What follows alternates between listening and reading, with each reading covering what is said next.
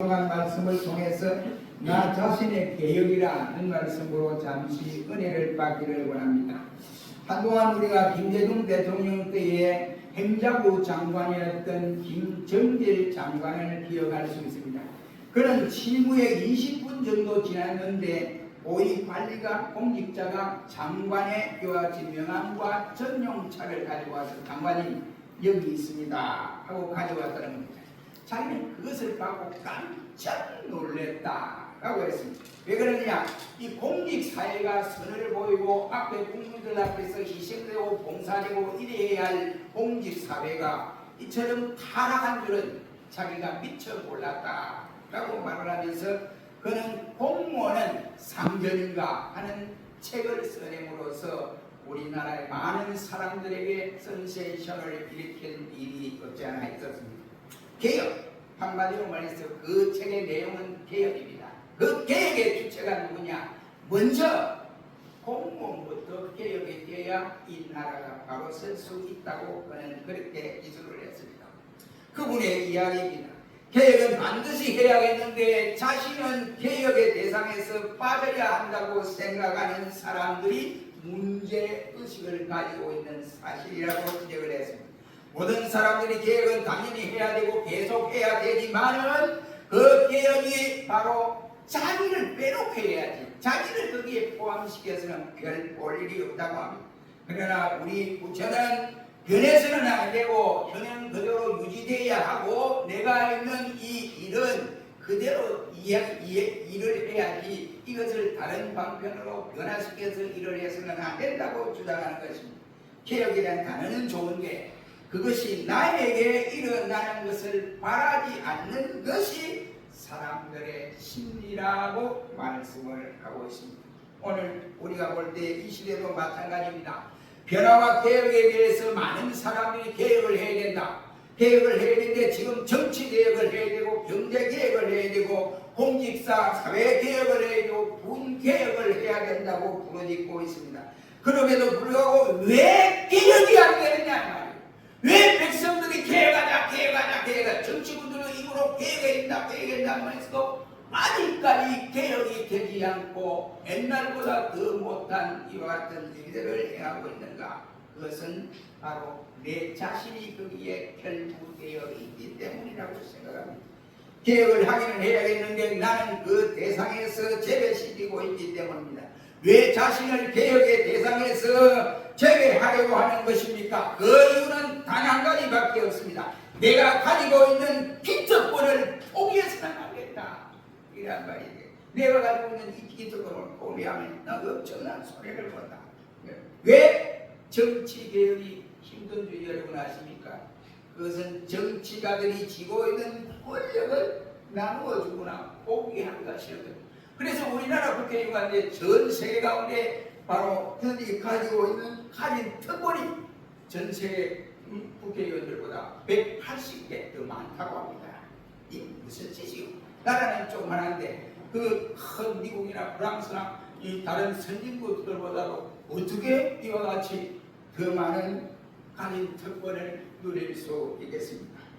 왜 경제 개혁이 어려운 줄 아십니까? 내가 지고 있는 이 재산을 떼어서 주어야 하기 때문에 힘이 들게 되어진다. 이란 말이 되겠습니다. 개혁을 하기는 해야겠는데 권력과 재물을 나누어주지 않고는 개혁이 실행이 될 수가 없다는 사실입니다. 이것을 내주고 싶지 않기 때문에 개혁의 제동을 걸고 있는 상태라고 할 수 있습니다. 저는 오늘 정치개혁을 주장하는 정치가도 아닙니다. 저는 경제개혁을 주장하는 경제과학자도 아닙니다. 다만 주님을 섬기는 종으로서 종교의 새로운 파라다임을 열어가야 된다. 교회가 바로 서야 된다. 신자들이 바로 서야 나라가 다 된다.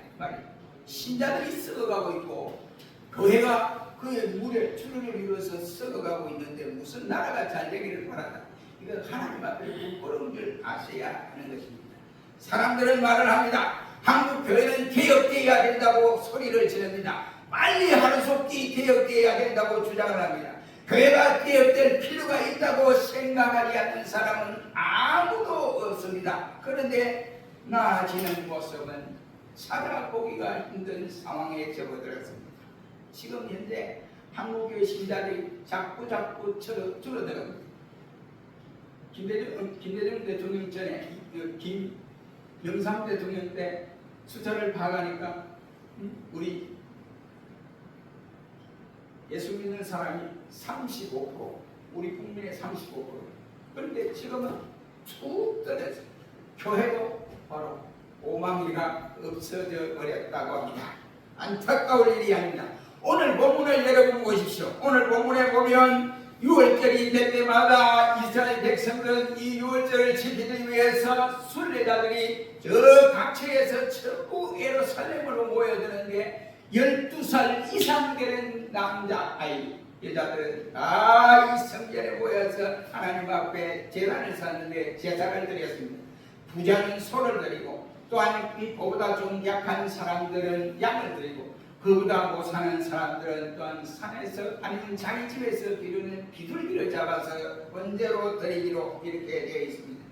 소나 양이나 아니면 비둘기를 드리는 데에서 저들이 생각할 때 먼 거리에서 양을 끌고 온다든지 아니면 소를 끌고 오면 아무래도 시골 골짜기에서 오게 되면 이 잘못되는 그 짐승이 다칠 경우도 있어요. 그래서 이 순수하게 하나님 앞에 바쳐야 되는데 산천하는 짐승은 바칠 수 없다. 이렇게 해서 산해되는 공회에서 결정을 했습니다. 그래서 하나님 앞에 순수하게 예물을 드리도록 하고 또 시골에서 끌고 오는 그 짐승이 상하면 안 되니까 차라리 자기들이 미리 준비해서 좋은 예물을 준비해서 적게 그 재물을 제공해주고 그 좋은 예물로 오신 백성들이 하나님 앞에 제단을 쌓도록 하려고 그렇게 시작은 되어졌습니다. 그런데 사내들의 공회에 승인된 이 사업은 이계문이 어두워져 버리고 말았습니다. 부패되어지고 말았습니다.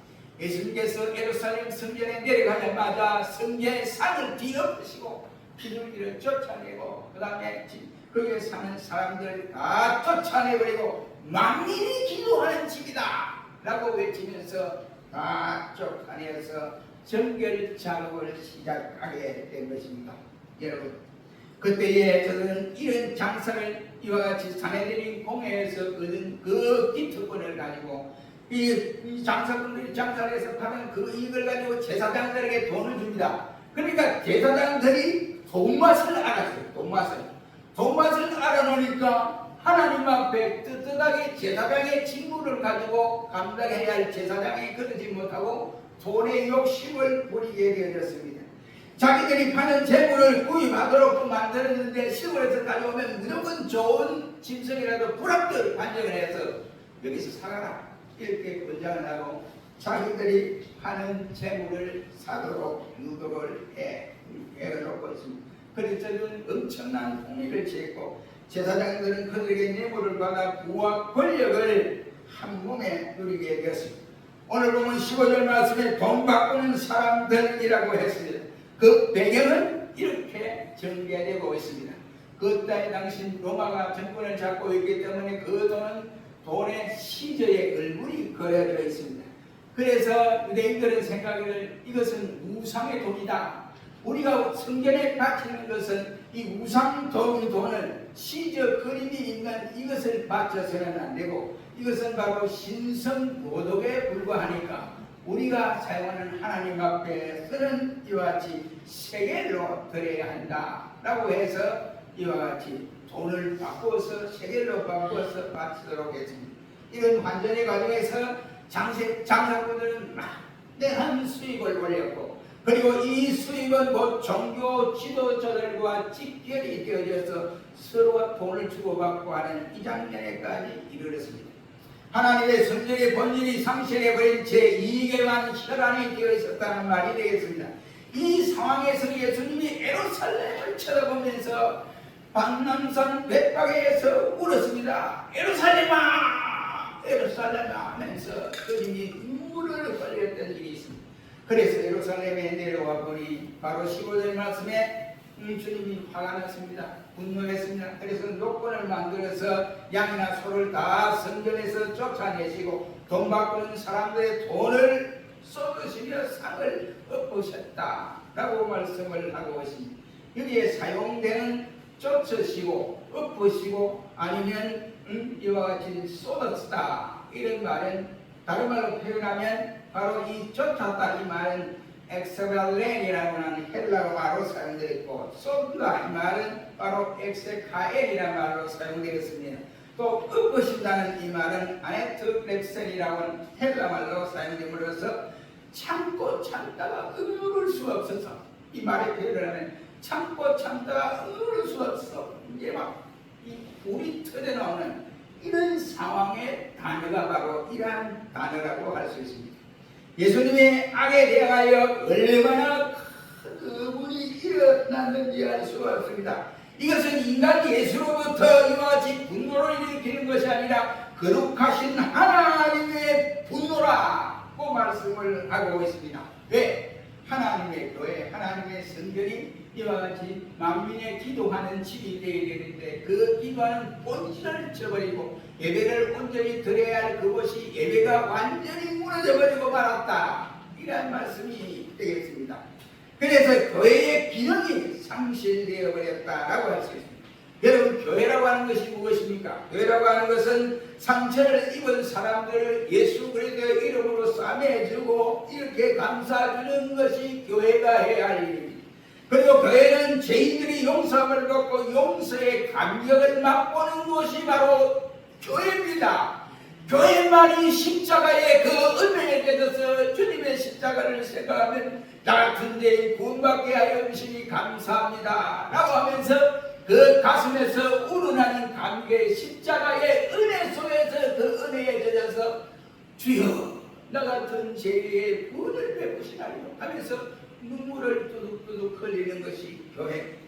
교회는 만민들이 하나님 아버지를 고백하면서 감격의 눈물을 흘리는 것이 바로 교회다. 그 중심체가 바로 예수 그리스도의 십자가라고 하는 사실입니다. 이것이 없으면 눈물이 나지 않습니다. 이것이 없으면 우리의 가슴에 감격이 일어나지 않습니다. 오직하면 예수님께서 너희가 하나님의 집을 강도의 구렬로 만드는 도다라고 했습니다. 분명 그 구약시대나 예수님 시대나 중세나 어느 시대를 만나고 교회 부패가 심각했음을 우리에게 알려주는 내용임을 볼 수가 있습니다. 그렇다면 오늘 우리가 사는 이 시대 역시 그렇지 않을까 한번 생각해 보아야 할 것입니다. 작금의 한국 교회는 어떻습니까? 전국 교회가 성경 하나, 찬송 하나로 사용하다가 왜 뒤바꿔가지고 막 이거 어떻게 했어요? 그 찬송 성경이 분리가 되고 있어요. 그래서 할 때에 우리 교회에서 그 찬송과 이 바꾸는 일에서 그 대금이 1억이 필요합니다. 1억을 줬습니다. 1억을 주고 나니까 나중에 드네를 그 너무 잘못 샀어. 우리 그냥 하고 그만 1억을 준 것을 포기해버리고만 일이 있습니다. 어찌를 모르겠습니다. 하나님 앞에 교회에서 그 여러분이 주신 이거 헌금 내는 이것이 피땀이야 피땀. 목사에게 바치는 것이 아니고 이 피땀 흘린 것을 예수님에게 바치는 거예요. 하나님의 은혜로 살아오게 된 것을 감사하여 때는 신인조를 드리고 감사를 드리고 하나님 앞에 특별한 예물을 드리고 이라는 것인데 이 예물을 가지고 오늘 한국 교회가 여행 패키지를 사용하는 교회가 들어있더라고요. 5년 연속 다니는 사람에게는 동남아 여행을 시켜주고 그 다음에 10년 연속 다니는 사람에게 오사카 구경을 시키는 거예요. 제가 아는 집사람 안수 집사님 전화가 왔어요. 목사님 저희요 오사카 갑니다. 잘 갔다 오시라고. 어떻게 바쁜 시절에 오사카까지 가는 생각을 했느냐 했더니 내가 10년 교회 연속인데 우리 교회에서 오사카 가는 사람들은 10년 교회 연속 한 번도 주일 안 빠지고 나온 사람에게는 이와 같이 교회별로 오사카 여행을 시켜줍니다. 또 다른 일은 그랬더니 5년 연속 가는 사람은 동남아로 시켜줍니다. 교회가 왜 이랬느냐. 헌금을 해서 내가 쓰고 헌금을 해서 그들이 쓰는 것도 중요하지만 그것이 아니고 헌금에 쓰는 사용의 방법은 예수님의 중심이 되어야 됩니다. 복음 전환에 됐어야 되죠. 그런데 그것을 자기들 헌금해놓고 패키지를 이용해서 여행을 보낸다. 글쎄요. 저는 그거 수용 안 합니다. 예수님도 수용할 수 있을까요? 오늘 본문 여러분 18절을 보십시오. 18절 보세요. 다 같이 한 일로 봅니다. 18절 시작. 이에 유대인들이 대답하여 예수께 말하기를 내가 이런 일을 행하니 무슨 표적을 우리에게 보이겠느냐. 예, 이제 되는 거예요. 네가 뭔데? 우리가 하는 일은 네가 뭔데? 왜 이러냐? 이제 네가 지금 하려면 우리에게 표정 한번 보여봐라. 이렇게 말했어요.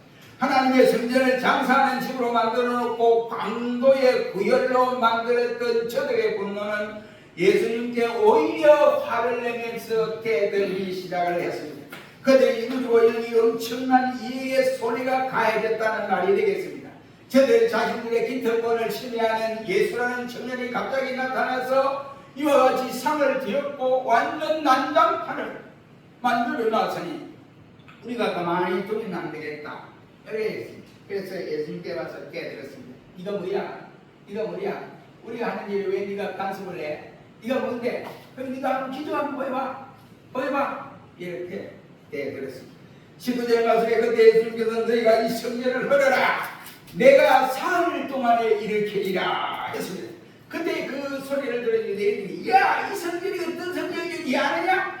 헤롯이 46년에 걸쳐서 지은 성전이야. 여러분 보세요. 46년 동안 헤롯이 통과하는 그 헤롯 왕이 46년 동안 로마 정부에서 그것을 지원받아가지고 46년 동안 유대인들을 위해서 성전을 지었다. 이게는 어마어마한 성전입니다. 지금 그렇게 잘 안 돼요. 46년 동안 지은 성전을 네가 3일 만에 한단 말이냐? 라고 이렇게 되어들었습니다. 이 말씀을 하신 내용은 바로 예수님 자신을 십자가에 달려 돌아가셨다가 3일 만에 다시 부활할 것을 말씀하시는 내용이었습니다. 여러분, 여기에 성전을 헐라. 여기 성전은 예수님 자신의 육체를 말씀하고 있습니다. 우리의 육체를 일러서 고린도전서 3장 16절 말씀에 보면 하나님의 성전이라고 말씀을 하고 있습니다. 그렇다면 오늘 본문의 내용에서 우리가 알 수 있는 것은 제사장들을 보십시오. 저들은 뇌물을 받고 성전에서 장사를 하게 되어졌습니다. 그랬습니다. 그 다음에 장사하는 사람들은 저들은 제사장의 포섭하여 저들의 이익을 일부 제사장에게 넘기고 챙겨주고 하고 성전에서 악독한 장사 행위를 마음 놓고 하고 있었다. 그리고 돈 바꾸는 사람들도 마찬가지입니다. 만약 이들이 하나님 앞에서 올바로 섰다고 한다면 예수님께서 성전에 들어가서 이와 같이 상을 뒤엎고 채찍으로 이와 같이 때리고 다 쫓아낼 필요도 없었던 것이고 성전은 영광스러운 예배 의식을 치루어지는 말 그대로 거룩한 성전이 되어 있어야 했습니다. 그렇다면 무엇이 문제입니까? 종교개혁이라고 하는 것은 교회에 관련된 목사님이나 장로님들이나 아니면 집사님들이나 평신도를 통해서 이와 같이 너나 할 것 없이 나 한 사람의 심령이 변화되어야 개혁이 가능한 일이라. 이러면 자기는 개혁 안 해도 되고 다른 교회는 개혁해야 되고 우리 교회는 개혁 안 해도 되고 이래서는 아니 된다. 교회는 바로 우리 자신을 위해서 성경은 말씀을 하고 있습니다. 교회는 바로 성령이 내재된 교회만이 하나님의 생명이 꿈틀거립니다. 교회가 성령의 역사가 일어나지 않으면 교회가 꼴등이지. 예수님도 마찬가지입니다. 우리가 성전이라고 해요. 성전된 몸이 내 심령 속에 성령의 역사가 내재되어 있지 않으면 사단의 유혹을 받아서 욕심과 탐욕이 자리를 잡아 버립니다. 그럼 어디에 신자의 구실을 못하는 신자가 되어버립니다. 그리고 주님의 마음을 모시고 주님을 하나님을 우르르 보고 살아야 할 그가 살지 못해요. 그리고 우리는 늘 주님의 마음을 본받아서 닮아가야 할 우리가 주님 마음을 닮아가기는커녕 세상의 여러 가지 좋은 일들, 세상 육신적으로 좋은 일들, 유혹되는 그대로 박석해버리고 마는 것입니다. 한국교회에 새로운 변화가 있고 새로운 바람이 불기 위해서는 먼저 뭐부터 해야 되냐? 우리 자신부터 개혁을 해야 된다. 이런 말이 있겠습니다. 한국교회가 부패했다고 말하는 것보다 먼저 한국교회에 부패한 것이 아니라 나 자신이 부패한 것이라고 고백할 수 있어야 됩니다.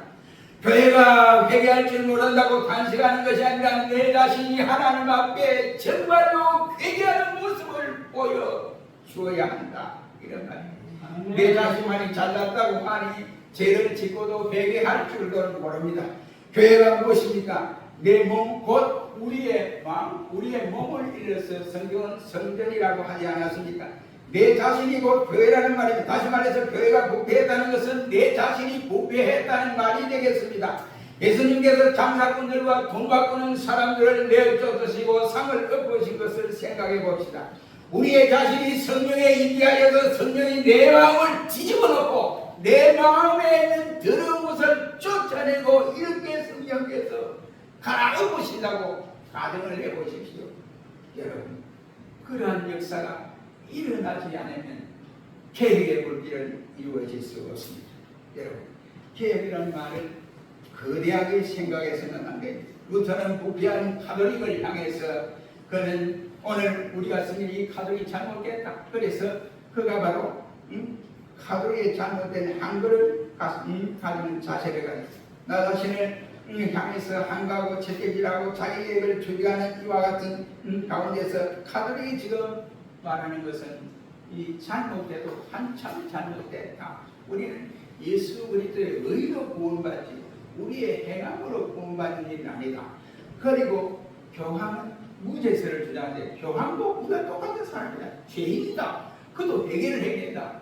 이렇게 설명을 하면서 그는 리텐바르그에서 1517년 10월 30일에 성문에다가 95개의 조항을 내걸고 천전보고를 했습니다. 수도사의 생활을 내가 해보니까 진리의 말씀을 성경을 대다 보니까 지금 가톨릭이 하고 있는 이 상황은 아니다. 성경 중심이 아니고 모두가 인간 중심이다. 그래서 세속적인 가톨릭은 하나님의 은혜로 구원받는 것이 아니라 행위로 구원받는 것을 이와 같이 이야기를 하고 교회에서 면죄부를 발행하여서 그 면죄부를 사는 사람이 천국을 갈 수 있다. 자기만 가는 것이 아니라 다른 가족들도 이와 같이 그 돈만 내면 갈 수 있도록 면죄부를 팔기도 했습니다. 베드로 성당, 지금의 로마에 있는 베드로 성당이 완공이 되기 전입니다. 돈이 없어서 더 이상 지을 수 없어요. 그래서 2분의 1 지어놓고 나머지 돈이 없으니까 천국 면죄부를 팔아서 그것 가지고 베드로 성당을 완공했습니다. 그래서 루터는 이게 비성경적이다 라고 이와 같이 지적을 했습니다. 교회에 대해서 개혁하는 것은 그렇게 또한 쉬운 일은 아니라고 생각합니다. 루터처럼 큰 계획을 우리는 일으킬 수 없습니다. 하지만 나 자신을 개혁시킬 수는 있지 않을까요? 개혁의 대상이 남이 아닌 나 자신으로 삼자는 말씀이 되겠습니다. 앞서간 우리의 선배들의 신앙의 발자취를 우리가 한번 더듬어 보십시오. 오늘의 세속주의와 얼마나 차이가 있는가. 이런 말. 옛날에는요, 직분자 세울 때 하나님 은혜를 자기들이 은금을 했어요. 요즘은 뭐, 야, 장모시면 5천만 내나, 권사세면 3천만 내나, 이렇게 딱 선을 껴가지고 줍니다. 그게 옛날 우리 선배들이 하는 행동과 얼마나 차이가 있나요? 여러 가지 이유가 있을 수 있습니다. 아무튼 지금 교회는 자꾸만 세속주의로 흘러가는 듯 느낌을 받게 됩니다. 오늘 개혁의 성전을 깨끗이 하는 청소하는 성도가 되어질 때 내 마음에 깨끗해 할 때 이것이 개혁의 주체가 되어질 수 있습니다. 내 마음의 성전을 깨끗이 청소하고 내 몸을 깨끗하게 청소를 해야 됩니다. 나 자신부터 달라져야 되는데 뭐가 달라야 되냐? 내가 보는 성경관이 달라져야 됩니다. 내가 보는 교회관이 달라야 되고 구원관이 달라야 되고 기독관이 달라야 되고 내가 알고 있는 종말관이 달라져야 되는 것입니다. 세속적인 것은 단호히 버릴 줄 알아야 됩니다. 개혁주의의 주체도 나요 개혁주의 대상자도 다른 사람이 아닌 내 자신이다 이런 말입니다. 내가 변해야 교회도 변합니다. 우리 모두 성경 안에서 변해야 개혁주의